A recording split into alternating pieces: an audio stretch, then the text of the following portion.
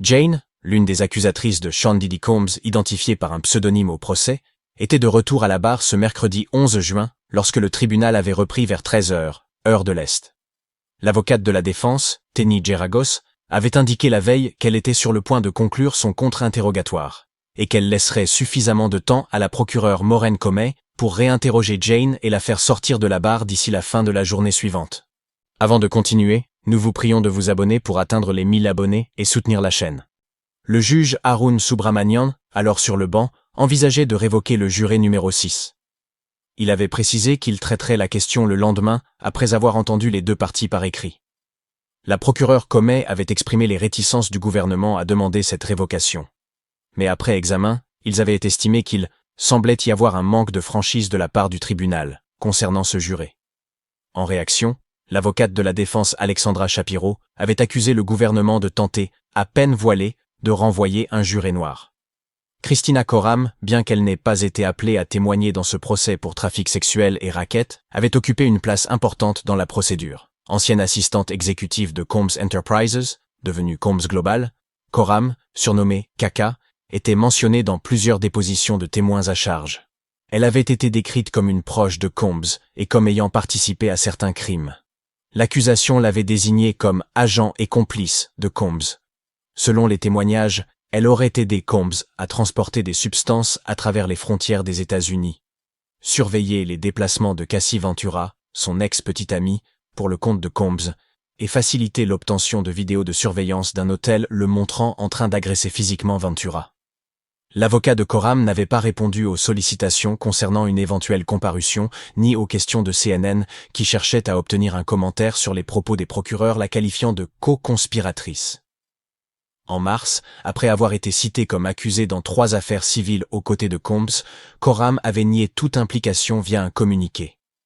Son avocat avait alors refusé une interview, affirmant qu'elle ne pouvait pas raconter son histoire tant que le procès pénal n'était pas terminé et que les affaires civiles n'étaient pas résolues.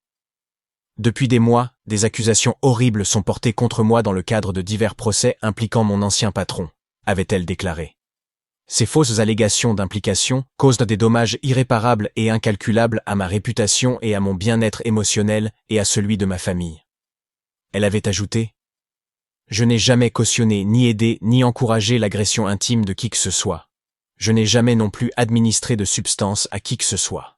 L'idée que je puisse être accusé d'avoir joué un rôle dans le viol de qui que ce soit, voire d'en avoir été témoin, est bouleversante, dérangeante et impensable.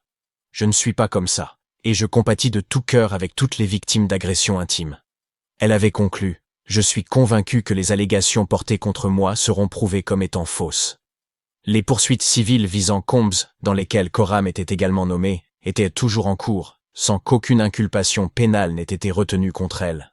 Pendant ce temps, Jane, appelée victime 2 dans l'acte d'accusation, poursuivait son témoignage. Le jury avait été réuni. L'avocate Teni Geragos avait repris le contre-interrogatoire.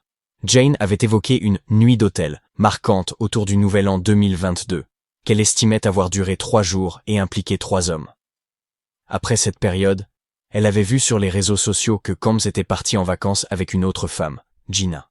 Elle avait lu à voix haute un message qu'elle lui avait envoyé en janvier 2022. « Tu me fais sentir tellement exploité, et je regrette tout. » Elle avait pensé à rompre. Puis elle avait raconté avoir passé une nuit à l'hôtel avec Combs pour son anniversaire, avant de découvrir que peu après, il était parti en vacances pour célébrer celui d'une autre femme. Elle avait alors exigé son retour anticipé. « Si tu ne viens pas maintenant, on ne fera rien de ce que tu veux faire », avait-elle dit.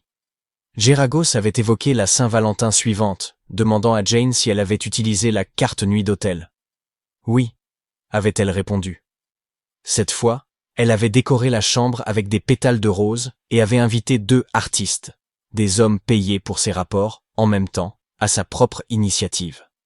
Elle avait lu des messages de mars 2022 échangés après une de ses nuits d'hôtel, au cours desquelles Combs lui avait demandé de supprimer une photo, tandis que Gina avait publié une image d'un bijou similaire à celui offert par Combs. Jane avait témoigné : « Voir ces choses m'a profondément blessé. » Au printemps 2022, ils avaient dit passer du temps ensemble, mais sans nuit d'hôtel durant environ 2 mois. Le 19 juin, Combs avait proposé une nouvelle rencontre. Jane avait répondu « Je ne suis pas vraiment d'humeur pour cette partie. Je ne veux pas te mettre en colère. » Il avait alors proposé un jeu de rôle, et ils avaient regardé ensemble des vidéos de nuit d'hôtel et de la pornographie. En février 2023, Jane avait demandé à Combs s'il pouvait lui envoyer de quoi célébrer son anniversaire. Elle avait réclamé 15 000 $ pour une tenue et un dîner avec ses amis. Il avait payé. Jane s'était rendue à Miami pour fêter avec lui. Elle lui avait demandé si Nobu était le seul restaurant possible, souhaitant sortir de l'hôtel. « Je lui demande s'il pourrait me séduire en dehors des chambres d'hôtel », avait-elle déclaré. Des photos les montraient en train de dîner. Elle avait ensuite accepté le divertissement prévu pour l'après-dîner. « Ma situation était celle de mes options dans cette relation », avait-elle expliqué. « Si je le vois, il me demande une nuit d'hôtel. Alors je m'adapte à ma situation, à mon environnement. » Elle avait ajouté « Alors oui, il y a eu des moments où je suggérais ou organisais des choses sous la pression de mon amant. Oui. » Geragos avait montré une photo d'elle après avoir reçu un collier et un bracelet Van Cleef pour son anniversaire. Jane avait raconté qu'elle venait de prendre une pilule d'ecstasy et attendait un artiste. L'avocate avait suggéré qu'elle semblait tellement excitée. Jane avait témoigné « À ce stade de ma vie, toute forme d'affection que je recevais de Sean, je la recevais à bras ouverts. » Elle avait ajouté avoir été heureuse d'être blottie dans les bras de mon amoureux. Le jury avait ensuite pris connaissance d'un message envoyé après la fête, dans lequel Jane affirmait avoir eu des rapports intimes avec 3 artistes et Combs. « J'aimais et appréciais chaque détail que vous avez apporté à mon anniversaire. » Elle avait précisé qu'elle faisait référence aux cadeaux et au temps passé avec lui. Les procureurs avaient rappelé d'autres messages après que Jane eut appris que Combs était parti en vacances avec une autre femme. Elle avait témoigné qu'elle avait été blessée, après avoir été obligée d'avoir des rapports intimes avec 3 hommes, et que voir Combs avec une autre la blessait tout autant. Elle avait conclu « Alors que je suis seule, et que je me remets d'avoir dû coucher avec 3 hommes avec lesquels je ne voulais pas coucher. » Jane avait confirmé qu'après cette dispute, ils s'étaient en séparés pendant plusieurs semaines. Elle avait aussi raconté que, lorsqu'elle avait repoussé Combs, il lui avait dit qu'il devait rompre, mais qu'il avait recommencé à la contacter abondamment une semaine plus tard. Le 2 mars 2023, Sean Combs avait envoyé un message à Jane dans lequel il s'excusait. « Je ne savais pas que j'allais perdre l'un de mes amis les plus proches à cause d'un mensonge stupide », écrivait-il, selon les échanges évoqués au tribunal. Dans des messages ultérieurs, il lui disait qu'elle lui manquait et qu'il souhaitait la revoir. Jane lui avait répondu « Je suis ouverte à toute relation amicale. » Lorsqu'il lui avait proposé de lui réserver un hôtel, elle avait montré une certaine hésitation. Combs avait alors répliqué « Tu as dit ami ». Peu après, il avait suggéré de partir ensemble aux îles Turques et Caïques, et ils avaient recommencé à organiser leur voyage pour 2023. L'avocate de la défense, Tenny Geragos, avait affirmé que Combs avait dépensé environ 55 000 $ pour ce séjour. Les témoignages devaient reprendre après la pause du tribunal. Lorsque Jane fut interrogée sur ses messages à tonalité affectueuse, elle avait adopté un ton défensif. À la barre, Jane se caressait les cheveux en expliquant que ce qui n'était pas dit dans les messages, c'est qu'elle parlait uniquement de sa relation avec Combs, et non d'autres hommes. À plusieurs reprises, l'avocate Geragos lui avait objecté que ces messages ne faisaient pas cette distinction, lui demandant même si cela n'était pas implicite. Jane était restée ferme. Elle ne parlait que de Combs. Elle avait menacé de ne pas venir à New York, puis avait accepté après quelques efforts de persuasion, pensant qu'il n'y aurait pas de nuit d'hôtel. Pendant son vol, Combs lui avait envoyé un lien vers un artiste qu'il souhaitait engager.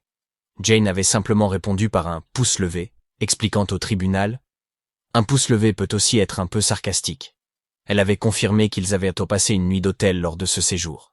Le jury avait ensuite vu un autre message envoyé par Jane après ce voyage. « En fait, je tiens à m'excuser pour la liste des choses que je disais qui me rendaient malheureuse », ajoutant qu'il existait une liste encore plus longue de choses gentilles que Combs avait faites pour elle. En octobre 2023, Jane et Combs s'étaient disputés à propos du temps qu'ils passaient avec Gina, l'une de ses autres compagnes, ce qui, selon Jane, affectait leur relation. Elle avait témoigné que Combs et Gina avaient souvent des problèmes publics et que cela l'avait poussée à s'en prendre à elle. À un moment, alors qu'elle exprimait sa frustration, Combs lui avait écrit « Arrête ma fille, tu sais que je ne m'en mêle pas, j'ai besoin de toi. Tu es la seule chose qui me rassurera, s'il te plaît. » Geragos lui avait demandé si elle pensait que les nuits d'hôtel apaisaient Combs, Jane avait répondu « Oui », et elle avait acquiescé à l'idée qu'elle y consentait en partie pour lui apporter la paix. L'avocate avait ensuite évoqué la « fête de sobriété » mentionnée par Jane, qui avait témoigné qu'il s'agissait de l'une des 2 fois où elle avait tenté de ne pas consommer de substances lors d'une nuit d'hôtel. Malheureusement, oui, avait-elle répondu quand on lui avait demandé si elle y avait consenti ce soir-là. Geragos avait alors insisté sur le fait que Jane disait « malheureusement », mais qu'elle avait tout de même accepté. « Tu regrettes maintenant d'avoir accepté, est-ce juste ?» demanda-t-elle.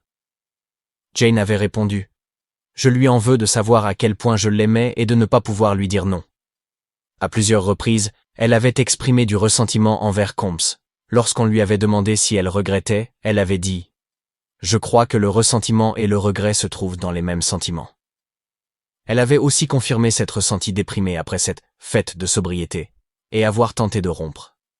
Elle avait ajouté que Combs lui avait également confié qu'il se sentait mal. Elle s'était rendue chez lui et y avait passé la nuit. Le jury avait ensuite visionné une vidéo d'eux 2 prise ce soir-là. On les voyait rire ensemble. Combs disait dans la vidéo « J'étais dans un trou noir et vous êtes venu me sauver, et je vous en suis reconnaissant. » Jane avait répondu « Vous m'avez sauvé sans que je le sache. » Après leur départ de la salle, Geragos avait annoncé qu'elle terminerait son contre-interrogatoire le jeudi matin. La procureure Maureen Comey avait précisé que 2 autres témoins devaient encore comparaître, probablement toute la journée de jeudi, ainsi qu'un témoin de procédure sommaire. Elle avait ajouté que l'accusation prévoyait de retirer plusieurs noms de sa liste de témoins et que le dossier devrait être clôturé d'ici mercredi ou vendredi au plus tard. Si vous êtes arrivé jusqu'ici, abonnez-vous à la chaîne pour nous soutenir et nous encourager à continuer à vous partager jour après jour les mises à jour sur cette affaire.